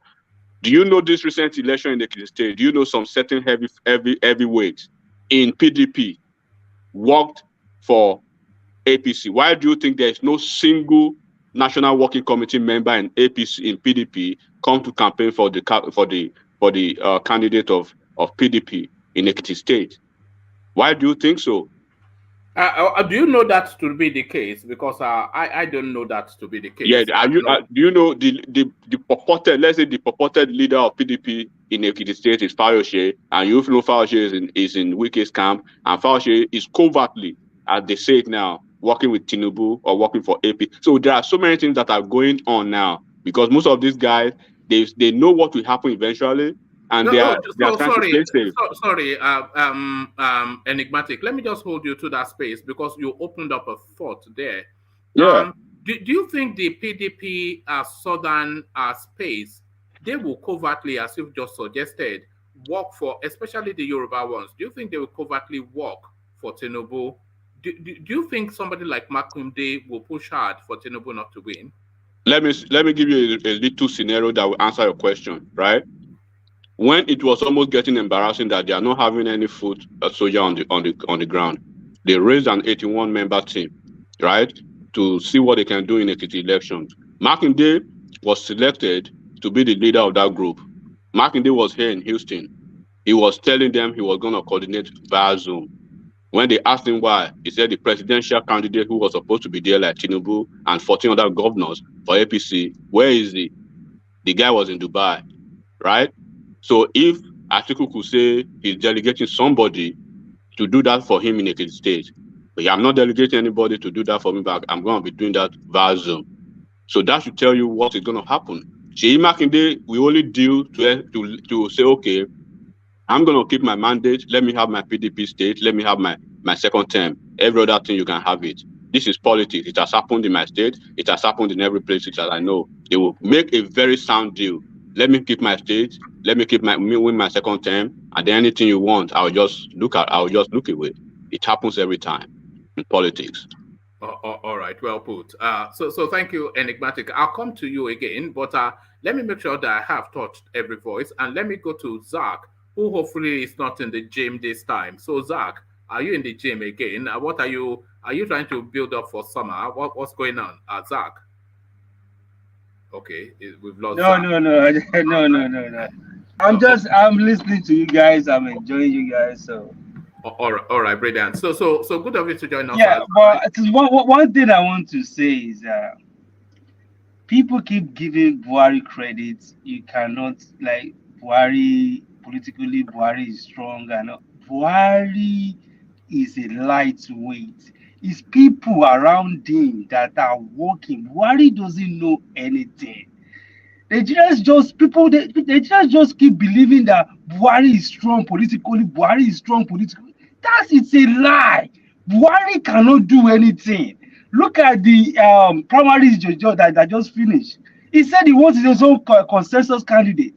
He came out again. All the governors should go and talk. They should allow him to do this. They should allow him to do that. At the end of the day, nothing like that happened. Buhari doesn't know anything. The Northerners are the one. People around him are the one working. Even though the work they are doing, Buhari doesn't know. Let's forget about all this. Buhari do this. Buhari is doing this. Let me tell you something, Zach. Buhari is a master stroke politician person. What Buhari does is he ignores all the mass of the politics, and he just politics to a very small circle rather. So Buhari controls, he installs somebody that will listen to his voice, Tanko Mohammed, as the Chief Justice of the country. He installs somebody that will listen to his direction, Abdul Malami, as the Minister of Justice. And then the police is in his hands. The electoral, we saw what he did in 2019, so he controls INEC. So he only needs to control about 4 or 5 spaces, and then he would decide who becomes the president, which he does. So don't worry, Buhari will decide who will be president. That's just it. Oh, okay. So Buhari decide that Tinubu will be the presidential candidate, right? Is that his will? No, that's not his will. Anyway, Tinubu forced that space with Isabel. Okay, so why? So as a president, why can't he do that? Because he said he wants a consensus. Why can't they listen to him? All right, we'll see how it plays out. But I think you are misunderstanding. You are misunderstanding the concept. You are misunderstanding the concept, bro. Okay, all right. I'm just listening to you guys. For me, I don't see anything strong about Buhari. Nobody is saying Buhari is strong. You are getting it wrong. Okay, let me tell you one thing. Do you know why the current what is this Tanko Mohammed is having issues now? Do you know why? Mm-hmm. It's because of the election that is coming. Because he has 2 sons. One of them now. Everything about peace is all about himself. He's a selfish, he's a greedy politician. We know that, bro. We are not talking about. Look at what no, that's not what we are talking about. That's not what we are talking about. Listen, bro. Let me tell you something. We're not in that space. We are not in that space. What I'm telling you is, we understand all of that, Mr. Mauri, but we know it's a selfish, and so that's not where we are. But carry on, Enigmatic. Yeah. Carry on, Enigmatic. Have we lost you as well? All right, back to you then. So what I'm go on, Enigmatic. Yeah, carry on. Yeah. Zach, just a second. What I'm telling you is, like I said something the other time, right? They said it is incumbent upon the incumbent government to lose an election. That they would rather fight it through Supreme Court, and Supreme Court tell you go home than losing the election. Buhari does not need to go to the field. He doesn't need to even. It's just Tanko Mohammed. When the case comes to you, this is the decision. Who controls INEC? Who controls Mahmoud? Who controls all the AIG, all of them? So 2015 election was Jonathan's to win. He lost it because he wanted to lose it. So go and ponder about that and know what it means. Yeah, I agree with you on that one. Buhari is not that kind of politician. Buhari is not that kind of politician. No. Guy, I'm going to have to let you go, man. We don't do that. Come on, man. Yeah. Sorry, Zach. Carry on. Yes, I agree with him on that one. But what I'm just saying is, they give Buhari a lot of credits, and I'm not saying what he's doing. Maybe that is his own strategy. That's the way he operates. But this primaries that just happened in APC that just passed, it shows that people don't listen to Buhari because he said he want this, he want that, but they don't listen to it. At the end of the day, Tinubu still outplay all of them. So where is the voice of Buhari in that primaries? That is what I'm saying. Because if they listen to him, if they respect him the way they claim that they respect the president, and if Buhari said, okay, this is who I want to use, I believe that they should be able to listen to him. But at the end of the day, Tinubu has played all of them. Tinubu himself said he doesn't even expect to win. Do you know why he said that? Do you know what actually killed the consensus candidature? Because of the electoral law, the new one. Because if you have to throw up any consensus candidate, it means you have to force Tinubu to sign the paper. You have to force him to come to the podium and say, I'm stepping down for Lawan. Which they know that Tinubu will never do. Look, primary is gone. The politics of primary comes and is gone. Now, the presidential flag bearer of the national party, of the ruling party, is who? So, who is the president? Do you know what? Do you know some? Have you seen some moves that Buhari is making? Have you seen the ministerial list recently? Do you know some moves? I know that has a enigmatic. Let Zach respond. So yeah. Also take back that space. You were. Yeah. So I know. The new ministerial list, of course, it's all about politics. We all know it's trying to favor the southeast. So that's the reason why he's playing that kind of politics. Yeah. Why do you think he's trying to favor the southeast, Zach? Yeah, because he's trying to let them know that we are part. You guys are part of us too, because of the election that is coming. He's trying to bring them in, and that will favor the APC during the presidential election. If we don't have election, if election is not coming next year, Buhari will not do that. Everybody know Buhari will not do that. Buhari is a core North guy. He always favors the North. It's because of the election that is coming. That is why he puts the Igbos there, and he put only one guy from the North. Everybody know Buhari doesn't operate like that. So that's politics playing. So, but for me, I just believe that whatever they are doing, we should just try and support the good candidate. Enough of all this. Can I interject on this particular? Coming Brownberry. Yeah. I don't understand why people are saying that he's doing it because of. Do you know how many Igbos resigned and went to contest for president? So he's just giving them their seat back. He's not doing anything. He's not doing anything. There was no southwestern. Brother, we've seen situation where Igbo man, or in this Buhari's government, that they remove Igbo man and replace him with a northern person. Igbo man. It's like you don't know Buhari. Look at no. That's a different case. Each state has a minister. Okay, so if Minister of Education left, Minister of whatever the other guy, Meshi left, and I think it's about 4 of them from the south. There was no one from the southwest that left. Neither is there anyone from the north that has never stopped Buhari in the past. They will just and even now that he only has about 8 months left, and he shouldn't really care anymore. He would have just go. If it wasn't for 2023 politics, it would just the whole list will be Fulanis. Yes, that's exactly what I'm saying. What led to Tanko? Before Tanko was there, the guy that was there before, that Oshibanjo installed, as the Supreme Court judge, they remove him and they put Tanko. They bypass laws. That was I've forgotten his name. The law. Onoge. Onoge. Yeah.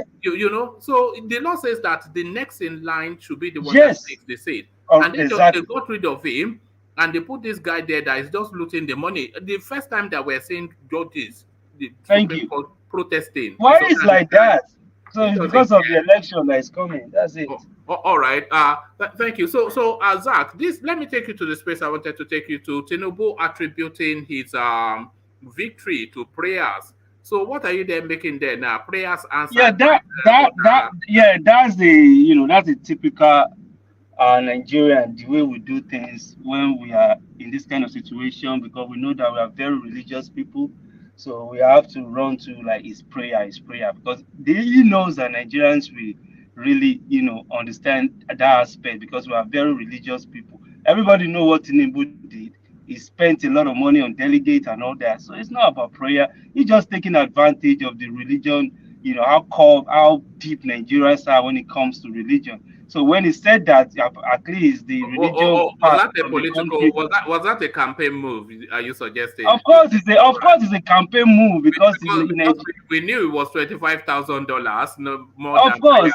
Really, it's a campaign move, and when it comes to campaign, Nigerians are very sensitive people when it comes to religion. So he's saying that it was prayer.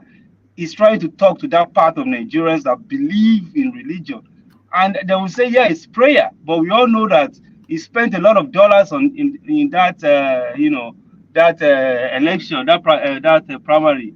So that's the typical thing for you from Tinubu. We all know him now. He's going nowhere. All right, brilliant. Thank you, Zach. Stay with us. So, Zach, let me go on from you to let me go to World Peace, and then I'll land on Ajanle Koko. So, World Peace, or do we still have you? Yeah, no, we don't have World Peace anymore. So, let me go to Mr. Omorui. So, Mr. Omorui, now you have the floor. So, to the space, let me take you to the space. The Adamu space. Let me take you to the Adamu space. Trouble in APC as Adamu claims Lawan contested Yobe North senatorial primary. So this is news not only to you and I, but more so to the Yobe senatorial North primary, because it was contested and they did not see Lawan there, but just by pronouncement now, he's telling us that he did buy the form, he did contest, and he did win. So I've never seen politics like this before, but then of course, Abdullahi Adamu brand. What are you then making of that Yobe space, Mr. Mori? Yeah, thank you, Mr. Woman, for giving me this opportunity. My greetings to my fellow panelists and our viewers across the globe. Like I started the other day when I was on this show, I said the greatest dangers we have, the greatest threat we have to our democracy today are these two men called Adamu and Iyocha Ayu. They have succeeded in taking us 30 years backward in our democratic development. They have succeeded in taking us back to the days of Obasanjo, when people said it was a nascent democracy, the military mentality, the dictatorial mentality. So if you see what play out from both APC and PDP, you don't need a prophet to tell you that our democracy, the little one we have, the little achievement we have tried to achieve over these years, have been completely eroded by these two gentlemen. Starting from PDP, the jettison of their zoning arrangement to favor Atiku. There was a day Yocha Ayu was making this statement. He said, I will not support you. I knew that was a gimmick. I knew he was saying directly the opposite. So back to the Adamu issue. Somebody, described him as a dictator. He's not far from that. He's one of those, military boys. He's not hiding it. But this one, I think he's taking dictatorship too far in a democratic process. He's not going to succeed. You cannot build something on nothing.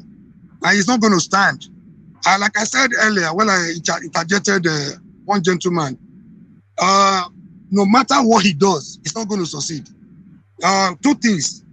Either that gentleman, Machinda, or whatever he's called, that stood for the primaries, if he has the certificate of return from INEC, either he looks at them quietly while they are doing their rubbish, their shenanigans, he comes up later to say, I'm reclaiming my mandate. He's going to get it. Or he fights for his mandate now, either by hook or by crook, he's going to get it. If he has the courage to continue, what he needs now is the courage to face the cabal.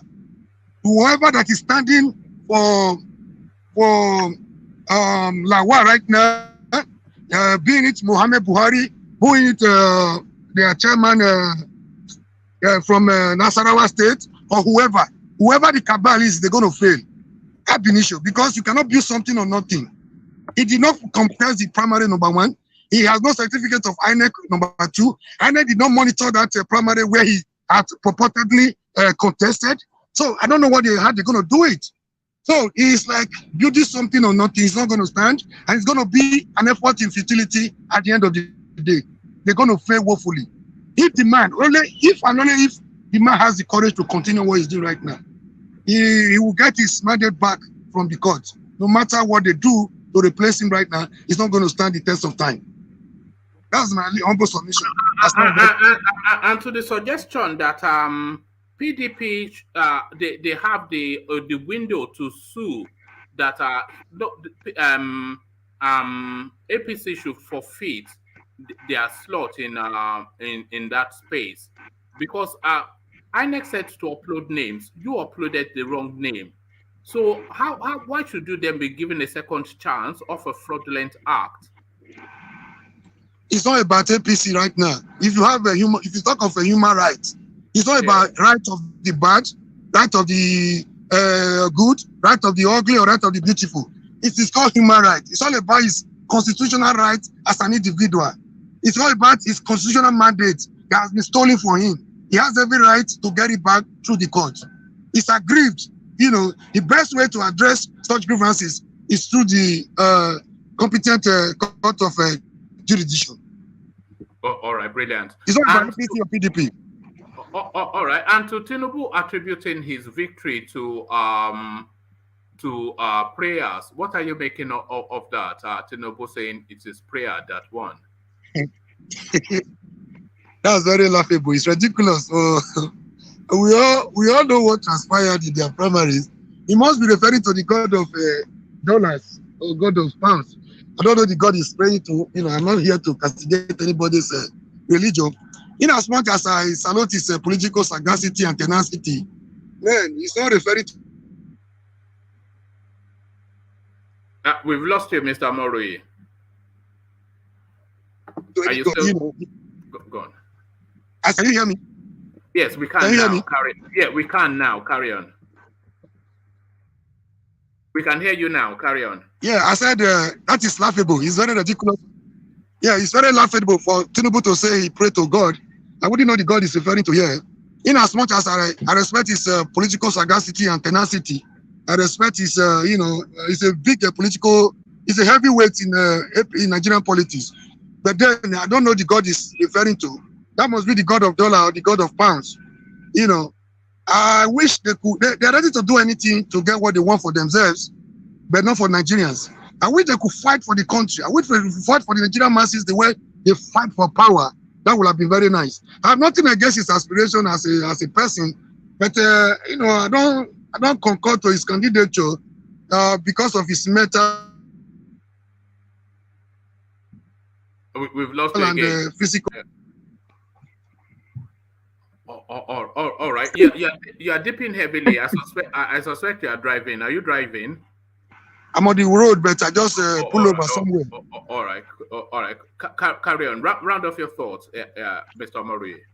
Yeah. He just to crown everything. I said he must be referring to the God of dollar, because we all know what happened. He prayed to his dollar. His dollar answered him, and the delegates got what they wanted.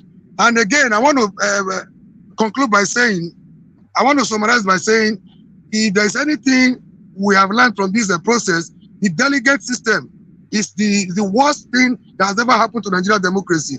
Our advice on this forum that we should go back to our option A4. A situation where few individuals get dollarized, or at the end of the day, to decide our fate, is not a good omen for our democracy. Thank you very much. All right, brilliant. Well put. Thank you, Mr. Romori. Thank you for that. Excellently put. So let's go on then to Ajale Koko. Ajale Koko, so to you then, do you want to start off then with Buhari replacing the ministers that resigned? But curiously, there's a heavy weight to the southeast. So he submitted about 7 names. from Abia, Akwa Ibom, Ebonyi, Imo State, Kano, Ondo, and River State. So this is contrary to the prejudice that we thought Buhari had traditionally, but it seems now to have suddenly found a love for the Southeast. What are you then finding? What are you making of Buhari's ministerial list, Ajale Koko? Thank you, woman. Let me urge our listeners around the world, please click on the like button, share, and subscribe if you have not done so. I don't read any political meaning to it. What I think that is doing is just replacing their son that resigned due to their pursuance of their presidential ambition. For example, if we look at the East, we had Ogbonaya Onu. We have this, what's the name of this other guy? The one for education. Yeah, the one for education. Maybe there's another one. Yeah, I think there's another one too, in the position of Ministerial. So I think he just trying to replace them with their slot. Their previous slot in the ministerial list. So, and the one for, what do you call it, South, we have Amechi, and we have, what's the name of that one from Akwa Ibom, that one in charge of the NDDC. Akpabio, and another one. So that is what I think is doing. It's trying to replace. But traditionally, when anybody steps down, he just fullanies up the space. Oh yeah, that's what he is. So, but because it's we're at 11th hour, towards the end of his administration, so I think he didn't want to do that. He want to be. He's trying to act right. Yeah. Do you think this is his attempt to try and rebrand himself now to somewhat, as you said, in the 11th hour, to change the narrative somewhat as best as he can as he leaves office? Oh yes, I think I will agree with you on that. He's trying to rebrand himself to make himself look as a man that believes in justice and fairness. Yes, you lost some of your sons in government, and we're replacing them with, your sons again. So we wish he had been doing that since the beginning of his administration, because I remember when the Ogun State, the lady from Ogun State, the Minister for Finance, Kemi Adeosun, yeah, he replaced it with that Fulani lady that is still there. And they said, yes. She was the one that appointed the accountant general, by the way. So yeah. Another Fulani. God. So I don't read any. The political meaning I read to that is that, look, your sons lost this position. Yes, we put your son back. So some other of your sons back there. So it's just for justice and equity and fairness. So I don't think that he's trying to use it to placate their vote for APC. Even if he fool his ministerial destiny with Igbos, they are not going to vote for APC. No, they will never vote for APC. Not this time around. They have their son, Obi, that is they believe in now. Is it Obi Kerereke? I'm surprised that's not turned into his something. Obi Kerereke. Yeah, they have their son, and the youth are really making. Why don't start again? Is that not a good song? Obi Kerereke. Don't start.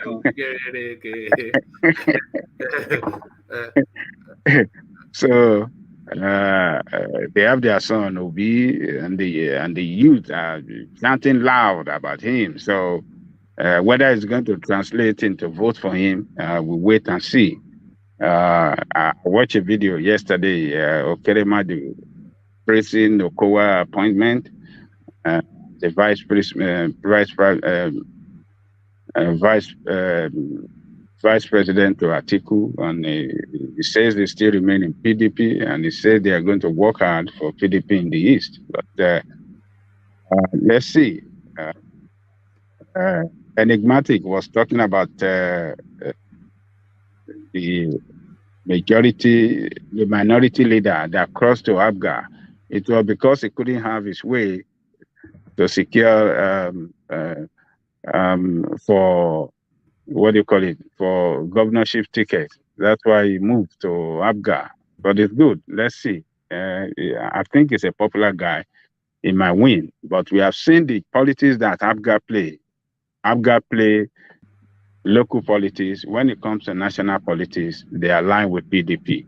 So that is the way Abga play their politics. They always form alliance at the National Assembly with PDP. So Abaribe, who was a minority leader, is very close to PDP senators, and I believe that he will still work. They will still work with them, with PDP at the National Assembly. So. And to the Adamu space, the abracadabra, suddenly, apparently, silly us. We did not know all the while that Ahmed Lawan actually brought forms, contested the primaries, and won. This is now the new storyline. Abdullahi Adamu. Adamu is just trying his best to favor, what do you call this guy? Ahmed Lawan. But he cannot have his way because the law is very clear. According to the INEC spokesperson, that man from the East, I can't remember his name, is a very... Okoye. Yeah, maybe Okoye or something. He was very categorical. He said that the new law states that whoever does not participate in primary can never have the ticket of the party. So it's very categorical on that. And with the new information that World Peace gave us, that they have given certificate of return, INES have given certificate of return to Machina. Yes. So Machina is the one recognized by INEC. So I don't see the way that the chairman, I don't know how he's going to manipulate this. I don't know how he will succeed, forcing Ahmed Lawan on the will of the people. I don't think he failed completely. So Ahmed Lawan will learn a lesson from this. He was deceived. I don't know how he thought that it's going to be possible for him to be imposed on the party when Tinubu already done since the beginning of the since the formation of the party. Tinubu have been building structure across the country. He sponsored a lot of National Assemblymen, a lot of governors, a lot of politicians around the country. So he has already built cross structure, and they have 14 governors in support of him prior to the APC primary. So I don't know what gets into his head, thinking that it could be forced on the people. So he lost it this time, and there's nothing they can do. You just have to learn a lesson from this, that Yoruba says, whoever, anybody kumedi akpofo. So he pursues two rats at the same time. He lost two of them. So you just have to pursue what do you call it, presidency, and he's trying to still keep his senatorial seat, which is not possible for him according to the electoral law as amended. So he just there's nothing they can do. It's very clear. Even that guy, if Ahmed Lawan, I mean, the chairman of the party, like, he can submit his name, he can do this, and he can impose. This guy just needs to go to court. And that's it.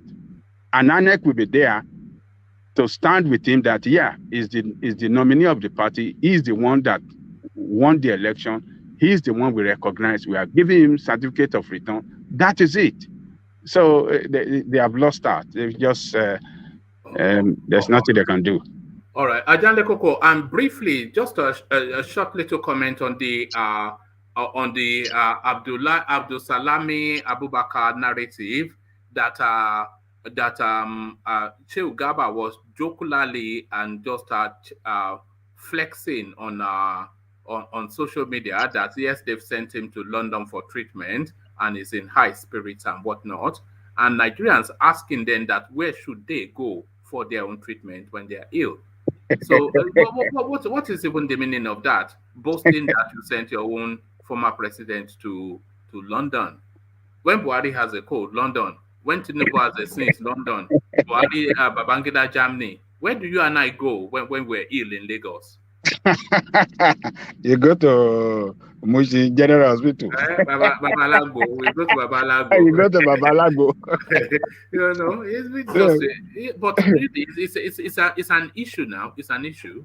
It's a big issue. This, you know, what we are witnessing in Nigeria is a complete leadership failure. Leadership that have failed completely to manage the country well and to even to provide the basic amenities. Basic, just things that are basic. Good education for the children, health care for the people, health care facility for the people, good road. They fail. Electricity, all these are basic things that people should not suffer to enjoy at all. People should not suffer to enjoy it at all. They fail completely. And it's unfortunate that most of our people that are going through pains and suffering with respect to non-availability of all these facility will continue to vote for these people. Tinubu, for knee surgery, he traveled to London. And people will say that Tinubu run Lagos and govern Lagos State well. He has been in charge of Lagos for how many years now? 22 or 23 years. Since 99. Since 99. And they can't have a health facility that could do that. And we have the expert. We have the medical expert. We have all of them available. It's not, if we don't have the medical expert in place, if we don't have the medical officers and medical professionals, rather, it will be a different thing. We have them, but they don't provide this facility to work for the. I've lost your Ajanle Koko. Want to continue championing them. So it's just sad that this country, Nigeria, used to be. We used to have the best medical facility in the whole of Africa, the best in the 50s and the 60s. UCH was where the Saudi prince and king used to come for treatment. And it's we, black people, that treat them. The king, the royal family from Saudi Arabia, we were having the best of the best medical facility. What happened? Where did they go? There was a day when I took my car for oil change and, you know, at Firestone here, I met one woman, an African woman from Liberia. And we were talking. He said, oh, we said, yeah, I'm from Nigeria. He told me that, oh my God, he said the first time he came to Nigeria, I think that was in 78 or something like that. He said he come for medical treatment. So really, he said his doctor in this thing recommended that in Nigeria, he have connection with some Nigerian doctors where whenever they have complicity or complicated issue they cannot handle in Liberia, they will send them to Nigeria for treatment. He said when he landed at our airport and he saw the airport, he said, wow, he have never, that Murtala Mohammed airport, he have never seen such airport before. And then when the taxi did, he said the facility already arranged everything. He said they've sent driver to the airport, driver picked him up from the airport, and on the way to Ibadan. He said, my God, he said, I've never seen such an express. He said Nigeria was the first place that he saw highway. He said he'd never seen it ever before. And he had traveled to so many countries in Africa. He said it's Nigeria the first. He said when he got to Ibadan and he saw UCH, he said he was praying to God that, oh, can they have such thing in their country? He said, and when he got there, everything was well arranged, well organized, the best doctors, nurses, the facilities was fantastic. He said he went through that operation. Everything went well. They lodged him. After that, they took care of him in the hotel. When he got better, he told them, when they discharged him, he said, look, I want to stay here for another 2 weeks to enjoy vacation. He said he traveled from there. He went to Lagos. He said he saw a lot. You see, this woman was praising Nigeria. He said, oh, man, that was the best place I've never been to in Africa. But where are we today? You should tell her to go again. Tell her to go now. And drive from Ibadan to Lagos. Tell her to go and do that again, you know. He said the highway, he said it was a very, very good. He said the people were nice. It was, come and see the way this woman was praising us. The facility, the medical facility. If she did go again, the only thing she will be able to report back is that the people are still nice. But outside of that, she will cry. She will cry. She will cry. Yeah. So it's just unfortunate that we have all these people in place, and we, the people, to jettison them, we still honor them. They will still, praise them. Tinubu is the best. This is the best. When they fail to put in place basic amenities, just basic, for God's sake, basic amenities, just basic. I mean, just basic. It's nothing big deal. Just let them run and leave the rest, for God's sake. So they fail, and they don't. The problem with us as people is that we are selfish people. We only care for our own interests and the interests of our family. We don't care for the interests of our larger community. And this is what reflects in our leadership. I always say here, what we see in our leadership is a reflection of who we are. And it's just unfortunate that this is what we have become today. It wasn't like that before. We used to have leadership that, love their country, love their people, patriotic people, like Obafemi Awolowo, like Nambia, all these people, like even Amadou Bello, they love their people and they make things work for their people. But here we are today, corruption have killed them, and then they do it right to their people. We see it, the way they are looting, but we cannot jettison them. It's unfortunate, woman. All right, thank you, Ajale Koko. Thank you, Ajale Koko. Well put. So that seems like the perfect spot to leave it. So thank you, gentlemen, one and all, and thank you to the audience as well for joining us. We don't take it for granted your company, so we put in the effort, and the reward for that effort is to hold your attention. So we have held your attention for a good 2 hours. You may not be aware, but it's 2 hours now that you've been with us, and that is testament to the contribution of the panelists. It's only because of what they have to say that keeps you in this space. So if you've delighted in this, come delight in it even more later on today, when it's longer and more involved and the space more filled up. So I will leave the conversation here. Please make sure you've clicked on the like button if you can. Make sure you are subscribed, of course, as well. We need you to do those 2 things. And then come join us in the latter session, which is usually more detailed, a lot more involved. So I'll leave it here. Carry the conversation on with you in the comment section. But here, I say peace. Thank you, everybody.